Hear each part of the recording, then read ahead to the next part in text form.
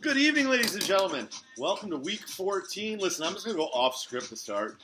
Definitely had a little rant online there, or on text messages with you guys. And, it really is. It's frustrating. I don't know at what point in your life you just commit yourself to, I'm going to solve this problem on my own. I don't know. I don't know if that's like the difference between like winning and losing, or winners and losers, or, money makers and non-money makers, successful, not successful. Maybe it is. Maybe it's that simple, and maybe I had an epiphany tonight. But, I could never imagine being 40 years old, and then, my first instinct always being like, oh, I have to ask somebody else how to fix this. I don't want to figure it out on my own. That's just, it's unbelievable.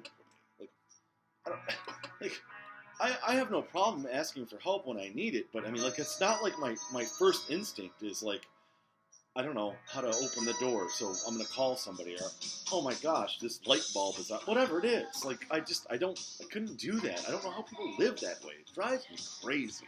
Anyway, 4 weeks ago, definitely going to need some flips to happen here pretty soon. I played this week pretty straight. Definitely just went for value where I thought it existed.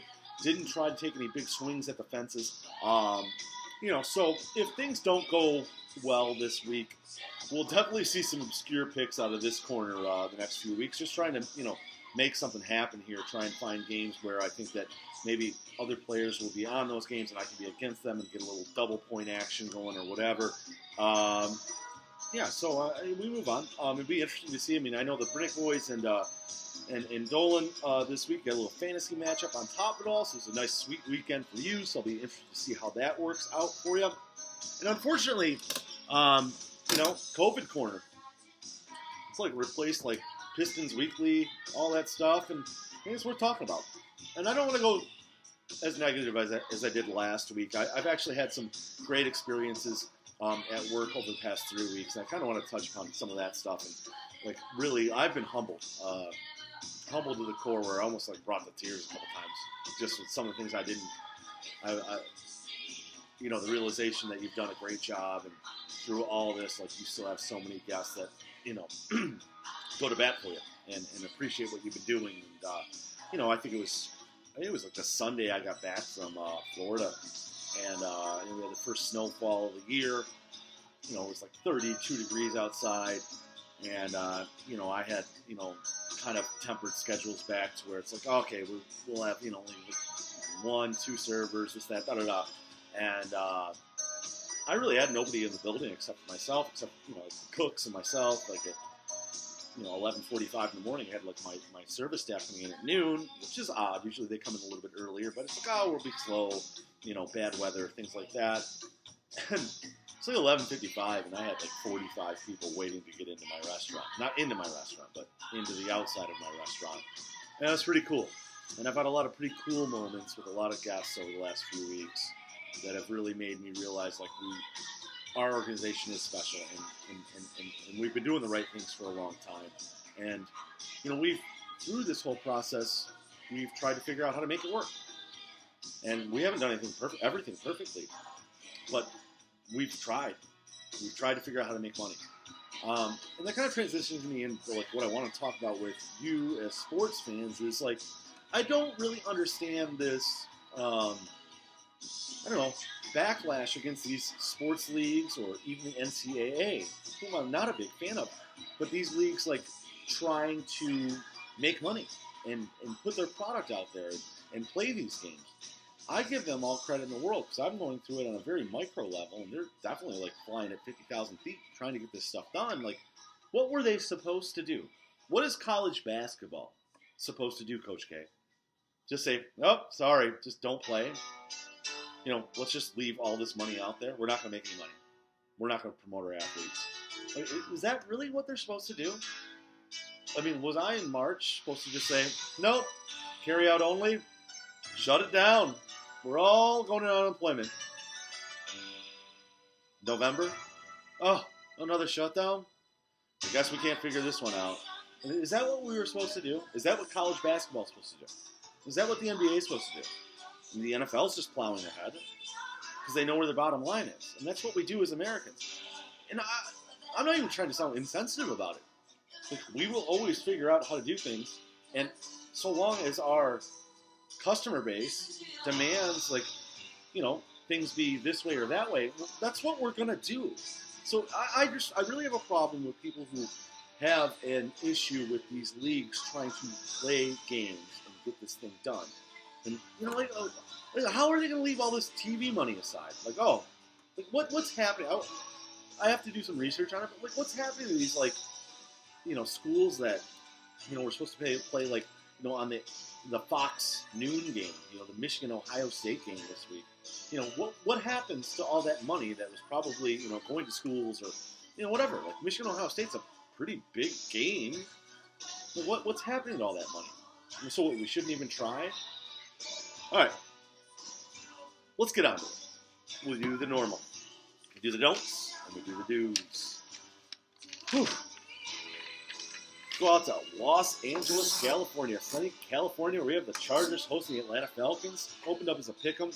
Got out to 2.5. That's where we have it. Falcons laying 2.5. It's back down to 1. 48% of the bets. 53% of the money on the Chargers. I mean, this is definitely a spot where this is like, you could buy super low on the Chargers here. Teams that are shut out the next week, and they have a great record against the spread. It kind of wants, numbers-wise, you kind of want to take the Chargers here, but I'm sorry. I mean, just betting on Anthony Lynn and this Chargers team is like setting your money on fire. The Chargers have 3 wins this year.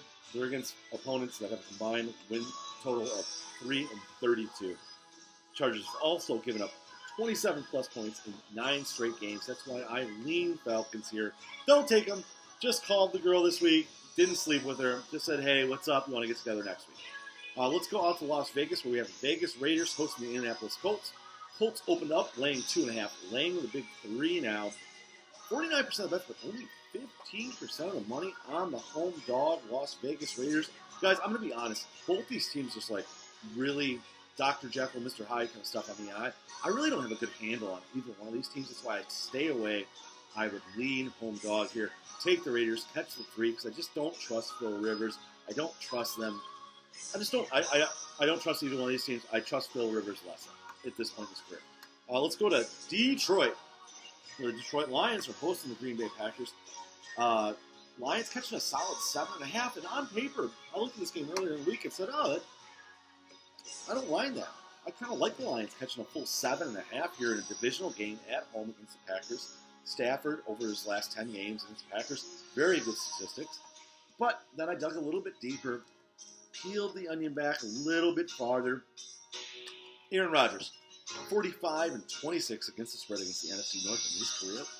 And honestly, we talked about that points allowed metric last week. I know it's really deep. How many points you give up? Lions giving up 30 a game this year.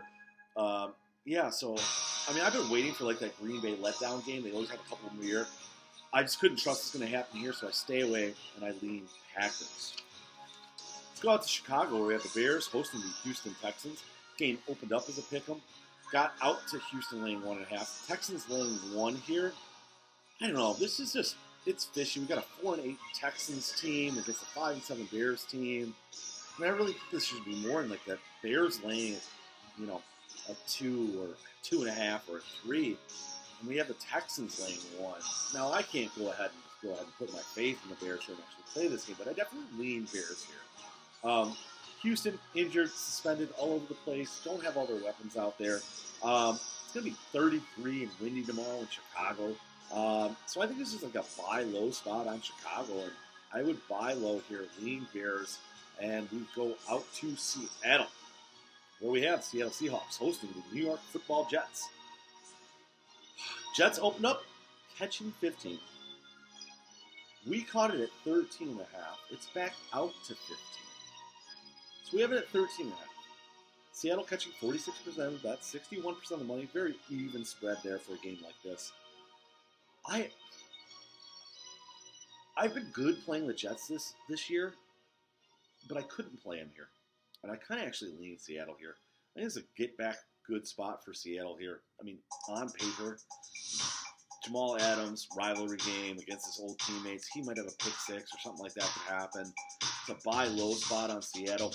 Seattle coming off of that, bad loss against the Giants last week. Kind of a sell. I mean, the Jets are coming off of like a kind of impressive loss at home against the Raiders, where they should have won that game if it wasn't for the all-out blitz, the suicide blitz on from the 50-yard line with 10 seconds to go. It's interesting. Pete Carroll, Russell Wilson, 25-13 against the spread, off a loss. But I just went back to that thing I talked about last week. Seattle just doesn't win games by double digits, and that's just, even though they should, they don't. So I just stay away. And I kind of looked at it. I thought about it a little bit more tonight. It's like, okay, so Williams is out as defensive coordinator, so do the Seahawks even really know how to game plan against a new scheme that they might see this week? I don't really know if it's going to be that new of a scheme, but it'll be definitely a different call. So yeah, I just lay off. A little confusion out there, so I lay off, but I would lean Seattle. Let's go out to Philadelphia. Got the Eagles hosting the Saints. Saints laying a solid 7.5 now. We have it at 7. So definitely a little value there. You can take the Saints, and that's where I would lean here. I would take the Saints here, lay the 7 points. One thing that keeps me away here, though, is that only 11% of the bets on the Eagles. And I don't know, that's just, Vegas has definitely got some exposure here, and when Vegas is exposed, they like to get their money back. But, I mean, just tangibly, I look at the game and I say Jalen Hurts is playing against the New Orleans defense. It's only given up, in his first start, Jalen Hurts is playing against the New Orleans defense that has only given up 28 points in the last 3 weeks. And guys, can we get something right in the world? Like, I don't want to see, like, Jalen Hurts and the Taysom Hill matchups at quarterback. This is awful. Like, we got to get better. Like, that's a poor matchup that I don't want to watch. Taysom Hill is nothing more than, Tim Tebow 10 years later. I didn't like that guy either. I mean, Tim Tebow, you're fine, but I don't like the way he plays football. Let's go out to Cincinnati. Got the Bengals hosting the Cowboys. Boy, I mean, talk about you got a gambling problem. I mean, this guy, digging into that game. I stopped myself like 2 bullets in. I had like 2 bullet points, and I just stopped. I wrote down 3-9 Dallas versus 2-9-1 Cincinnati. Dallas opened up. Laying 3.5. We have it at 3.5. That game's down to 3 now. 47% of the bets, 49% of the money on the Bengals. Got a short week for Dallas, playing that Tuesday night game against the Ravens. Our line, we got a little value on Cincinnati, and I stopped. I said, okay, you're not going to analyze this game any further. If you bet on this game, you have a real problem. So it's like if you have to take I've been drinking too much lately. I need a couple weeks off. That's kind of where I was at this game. If you analyze this game any further, just stop, and you'll feel better about yourself. And I kind of do. But I'd lean Bengals there. Give me the 3.5. Let's go out to New York. Got the New York Football Giants at 5-7, hosting the Arizona Cardinals. This game opened up Cards laying 2.5 out to 3. 39% of the bets, only 36% of the money on the Giants, which I think you're going to see a lot of late, Giants money coming in on this game tomorrow morning. Definitely a spot where I definitely consider both teams, and I consider taking the Giants, consider the Cardinals. And I do think the Cardinals are a more talented football team. Now, I think the Giants are tough. They play tough defense, and that's definitely why I don't play this game. But I lean Cards here, laying the 3. Kyler Murray, is he hurt? Is he not hurt? He's not even on the injury report this week, so maybe we'll see a full Kyler effort this week. Get him more involved in that run game. And then we really just analyze the Giants' wins. When we talk about it, the Giants play tough defense. They haven't been giving up a lot of points, winning a lot of dirty, grimy games. But if we look at their wins at 5-7, they've beaten 3 NFC East teams. They've beaten the Cincinnati Bengals. And then they won that nice game on the road last week in Seattle. So is this a letdown spot for Seattle? A little buy low on Arizona, sell high on the New York Giants? I couldn't think so. Cliff Kingsbury, 8-4-2 against the spread on the road as a professional NFL head football coach. Let's go out to Carolina, where we have the 4-8 Panthers hosting the 4-8 Denver Broncos. Gosh, you gotta love the NFL that we're actually talking about this stuff and interested in it. Broncos open up catching 4. They're catching 3 now. We have a little bit of value here because this game's gotten back out to 3.5. if we want to play the Cardinals or the Panthers here. No McCaffrey for the Panthers, and we talked about it earlier this year on the pod. And I don't really think that's that bad for them. I think that they really do. When McCaffrey's in the game, they get entirely too focused on making sure they give him the football, and they're not nearly as diverse as they should be. Not that they're better, but their game plan is definitely more diverse. You know, Teddy Bridgewater, his numbers against the spread are amazing. You know, Carolina off a bye, and really they should be. Carolina's more of a team that I see as more of a 6-6 team, not a 4-8 team. They should be coming off as 2 straight wins. They're not. They had a terrible loss at Minnesota. So give me the Panthers here. I think it should be much more closer. That you know, when they showed like the graphic on CBS where it's like division leaders, and then we've got the wild card teams, and then we've got like the in the hunt teams, and then like the graphic kind of like scrolls down to the bottom, and there's like 4 more in the hunt teams, like the Lions that aren't in the hunt, or you know whatever. You know, like wow, we're still in the hunt.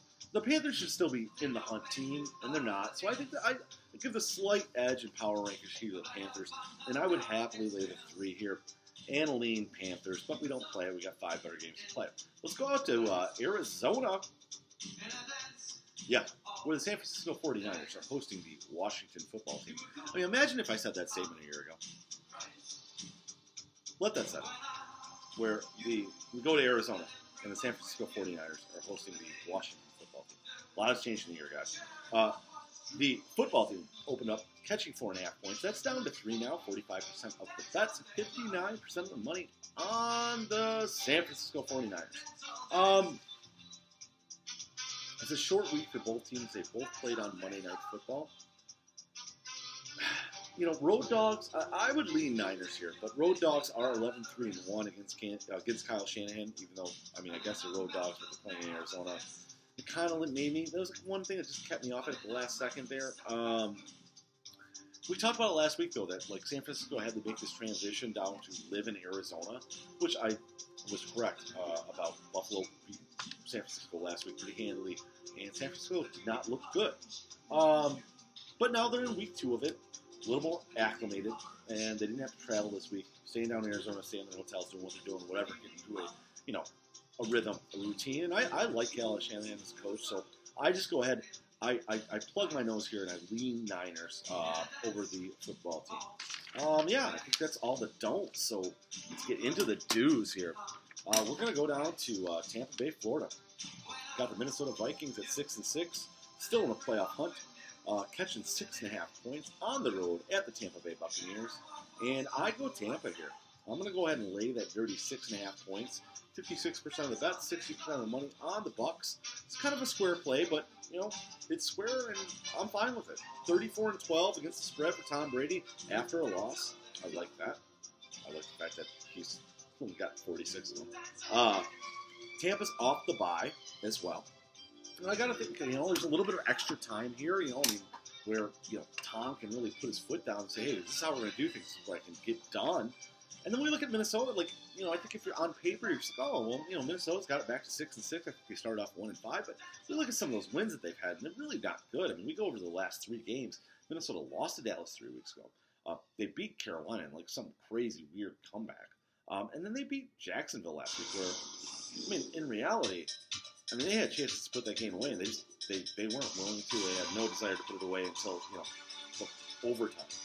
So I think Minnesota's Minnesota's getting a little. I think there's a buy, even though you're laying 6.5. I think this is like a buy low Tampa and sell high Minnesota type of spot, and I like it. Let's go out to Buffalo. We got the 9-3 Buffalo Bills hosting the 11-1 Pittsburgh Steelers. This game opened up at 2.5. All the way out to opened up at -2.5 for the Steelers. All the way out to the Steelers catching 2. Now, that does bother me, that line movement with only 58% of the bets, 53% of the money on the Bills. Means Vegas kind of likes the Bills here, and I'm going to actually bet against Vegas here. I think this is a clear overreaction to 2 primetime games that everybody watched with no home field advantage. Where the Steelers lost to the Washington football team, and the Bills went on the road and beat the San Francisco 49ers. Dug into it a little bit. Mike Tomlin, 36-18 as a dog against the spread. And 15-7 straight up as a dog versus plus 500 team as a road dog. As a road dog, 15-7 straight up as a road dog versus 500 or better teams. I like that number a lot. I talked about it a little bit last week. I kind of liked the Steelers a little bit last week as a get-right game after that weird COVID stuff, and we're playing so many games in so many days and stuff like that. Not overlooking they're not going to overlook the Buffalo Bills here. And, another number that I looked into that I think that's something that we could all look at going forward are, let's look at road dogs off a loss. And that's what we have here. Even though the Steelers are 11-1, they are a road dog off a loss. Since 2019, road dogs off a loss are 78, 53, and 5. And now why? I think it has a lot to do with the new betting market that we have out there. We have a lot of legalized online gambling out there. And what do square bettors hate? Well, they don't like underdogs. They don't like underdogs. They don't like road teams, and they don't like teams that lost last week. So there's going to be some value in those spots, and I think we need to look to leverage that in the future. So go Steelers. Give me the 2 points in an outright win for the Pittsburgh Steelers. Let's go out to Miami, Florida. Dolphins hosting the Kansas City Chiefs. Chiefs opened up laying 7.5. We're laying 7 now. Might get back out to 7.5, but we have this game at 7, and I really like getting it at a solid 7. I'm laying the 7 points for the Chiefs this week. Well, Pat Mahomes doesn't turn the ball over, and I think the Dolphins have feasted on a lot of turnovers in the big wins this year. They've won against the Rams, turnover type of game. They really don't control the ball. Kind of like Denver was in that game last week with the Chiefs, but Denver was able to not turn it over and control the ball. In Miami, they feast on turnovers, and that's where they've gotten a lot of their wins this year against good teams. It's the Tua spot too. I'm not a big fan of Tua. He might be good in the future, but in a spot like this with the bright lights, this is just too early for him. And I like fading them there. And then really, we look at the Miami Dolphin running back situation. You guys, pop quiz. Who's the starting running back for the Dolphins? Well, Myles Gaskin, COVID, out tonight. Let's see. Breida out, because I think he was too close to Gaskin. And then, I don't know if Ahmad Salvid or something like that. He was the other guy. I had picked him, Samed or something like that. I had picked him up in fantasy at some point this season, and he's out as well. I don't know if it's an injury or COVID or whatever, but it's like DeAndre Washington is starting for the Dolphins at running back. So, I mean, they got some COVID problems down there in Miami. So, I mean, honestly, and any time I find a spot where I like to play the Chiefs, or I find a spot where I can justify playing the Chiefs, I'm playing the Chiefs. So, Pat Mahomes, take me home to the place I belong. All right, let's go down to Jacksonville, Florida. We're going back to Florida. I like it. Got the Jags hosting the Tennessee Titans. This line opened up at 7.5. Titans laying 7.5. It has stayed at a solid 7.5 all week, despite only 33% of the bets and only 19% of the money on the Jacksonville Jaguars. And that's where I'm going. Give me the full touchdown and a half against the Titans in a divisional game at home for the Jags. I think you have fans down there in Florida, so maybe we have a slight home field advantage. We'll take it. Any reason that I have to justify my Jags bet, I will definitely use it. Mike Glennon. I was kind of making fun of him 3 weeks ago, and I still will make fun of him. Mike Glennon! Give me Glennon! Where's he at? But he's been competent the last couple of weeks. They have 2 games where they've lost by a combined score of by 5 combined points. We talked about it last week where I liked the Browns last week with a solid running game and being able to create play-action passing opportunities against the Titans. And the Jags actually can do that. So I like that, and I like the fact that Glennon's live as a backdoor cover. The Jags are live as a backdoor cover. Give me the Jaguars. Give me the 7.5 points. Let's go out to Monday Night Football. Dun, dun, dun, dun. Where we have the Cleveland Browns hosting the Baltimore Ravens. Browns opened up catching 2.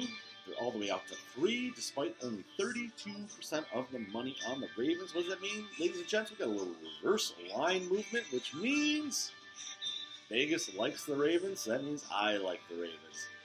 It's a prove-it game for the Browns. And if the Browns go out and actually win this game and play a solid effort, I'll actually be a believer. But you got to show me.